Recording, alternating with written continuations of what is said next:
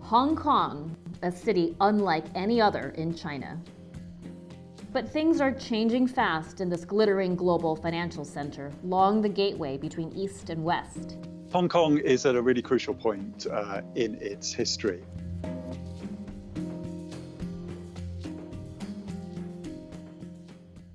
In June 2020, China imposed a sweeping security law designed to crack down on dissent and free speech. Pro-democracy leaders have fled to exile. The UK has offered British citizenship to people living in Hong Kong, and tensions have escalated significantly between China and the UK and US. We will not look the other way when it comes to Hong Kong, and we will not duck our historic responsibilities to its people. To understand what's happening in Hong Kong and why, we need to look at the context, which goes back decades. All the way back to the 19th century.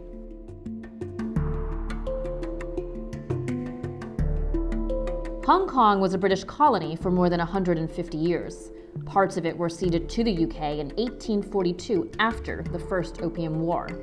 Then in 1898, China leased the rest of Hong Kong, the new territories, to the UK for 99 years. As that 99-year lease deadline approached in the 1980s, Britain and China began talks about Hong Kong's future. China argued all of it should be returned to Chinese rule and even threatened to invade. Britain eventually conceded. In 1984, a treaty was signed. Hong Kong would return to Chinese sovereign rule in 1997, but under the principle of one country, two systems. This meant that for 50 years after 1997, Hong Kong, though part of China, would be guaranteed a level of autonomy that the rest of the country wouldn't have. Under the treaty, Hong Kong has its own rights and freedoms, including its own legal system, currency, borders, and the right to free speech.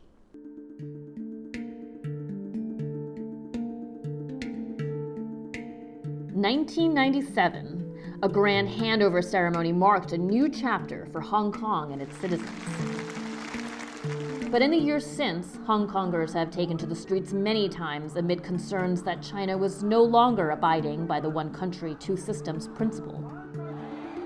One of the largest protest movements came in 2014, dubbed the Umbrella Movement. Demonstrators, who unfurled umbrellas to defend against tear gas, demanded that they be given the right to elect their own leader.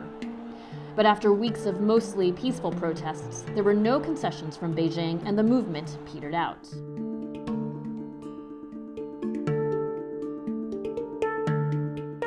Mass protests and unrest again erupted in June 2019 over plans for a law that would allow extradition from Hong Kong to mainland China. Critics worried that it would lead to an erosion of the city's judicial independence. Suspects could then also face trial in China's murky courts, which have a 99.9% conviction rate and are controlled by the ruling Communist Party. Everyone was surprised when on the 9th of June 2019 there was what the organisers estimate as 1 million people took to the streets. Certainly in the high hundreds of thousands, a lot of people were out there.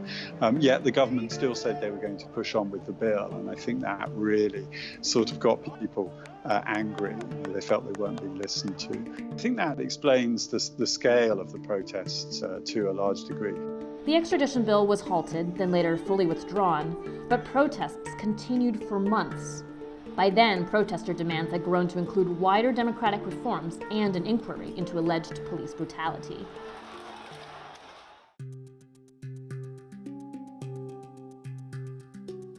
Coronavirus dampened many of the pro-democracy demonstrations by early 2020, but on June 30th, Beijing took a big step, which has had huge ramifications. China imposed a sweeping national security law on Hong Kong designed to crack down on dissent, criminalizing broad buckets of activity deemed as subversion, secession, terrorism, and foreign collusion. Now, protesting could mean life in prison. The law gives Chinese security officials the right to openly operate in Hong Kong for the first time and hugely undermines its semi-autonomous status. I think the national security law is the response to that series of events in 2019.